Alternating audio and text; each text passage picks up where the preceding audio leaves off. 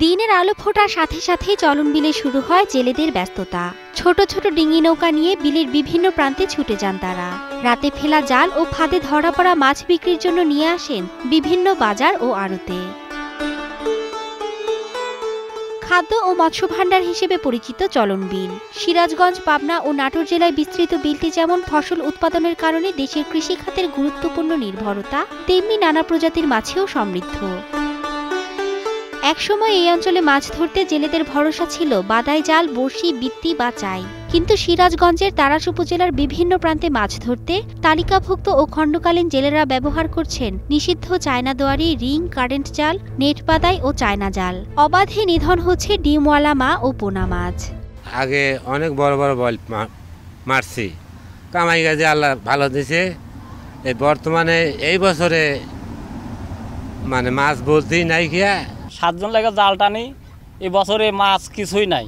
যে মাছ মানি ওইটা দিয়ে আমাদের আসলে ওরকম ভাবে মানে সংসার চলে না। মা মাছগুলো আগেই ধরে নেয়, ওই রিং জাল পাতার কারণে আগেই তারা ধরে নেয়। আমরা বৃত্তি দেওয়ার মাছ পাই। রিং জাল এবং চায়না জাল, এই জালগুলো সম্পূর্ণ এই মাছের যে পোনা থেকে যে মাছগুলো হয় ওই মাছগুলো মারি সব শেষ করে দিচ্ছে। বেশ কয়েকটি প্রজাতির মাছ এখন আর দেখাই যায় না। বিলুপ্তির পথে দেশি মাগুর, গজার, গুজি, আইড়, বাতাসি, চিতল, ফলিয়া, গুড়পুই, বাছা, শঙ্কর, টিপ্পুটি, পানিরুই, মেনি, বৈরালি, পুইয়া, দারকিনি, বাঁশপাতা ও বৌসহ বিভিন্ন প্রজাতির মাছ। বর্তমানে টাকি, মাগুর, শিং, কই, বেলে, পুঁটি, শোল, ট্যাংরা, গুচি ও বোয়াল মাছ পাওয়া গেলেও তা পরিমাণে অনেক কম, সাইজেও ছোট।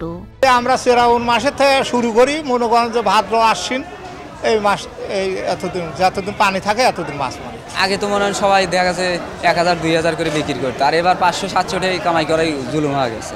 এই সিজনটায় অনেক মাছ পাওয়া যেত, কিন্তু বর্তমানে রিং জাল আসার কারণে আমাদের দেশি মাছ বিলুপ্তর পথে। এই কারণে আমার মনে হয় যে সরকার প্রশাসনের মানে জরুরি একটা ব্যবস্থা নেওয়া উচিত। রায়গঞ্জ, তাড়াশ ও উল্লাপাড়া উপজেলার 12,254 হেক্টর এলাকায় গত বছরে দেশীয় মাছের উৎপাদন ছিল 6,394 মেট্রিক টন, যা অন্যান্য বছরের তুলনায় অনেকটাই কম। দেশীয় মাছের উৎপাদন কমে আসায় চলন বিলের আড়তগুলোতে বাড়ছে পুকুরের মাছের কেনাবেচা। শোল, কাতল, রুই, মিরকাস সব ধরনের মাছই পাওয়া যেত। চিতল এখন ধীরে ধীরে মাছ চলন মিললে কমে আসতেছে। গলসা চাষ হচ্ছে, পদ্মা চাষ হচ্ছে, মনে করেন সব মাছই এখন চাষের মাছ। ওই মাছেরা স্বাদ পাওয়া যায় না, ওরকম স্বাদ পাওয়া যায় না। আগের মনে করেন দেশি মাছের স্বাদই অন্যরকম ছিল। নিষিদ্ধ জাল ব্যবহার বন্ধে অভিযান অব্যাহত রাখার কথা জানান মৎস্য কর্মকর্তারাও।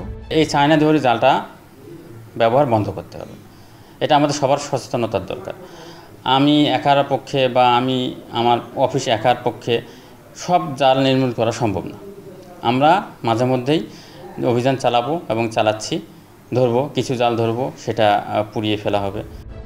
চলন বিলের মাছ রক্ষা ও উৎপাদন বাড়াতে অবৈধ জালবন্ধ, প্রজনন মৌসুমে মাছ শিকার নিষিদ্ধ করার দাবি জেলে, মৎস্য ব্যবসায়ী ও স্থানীয়দের।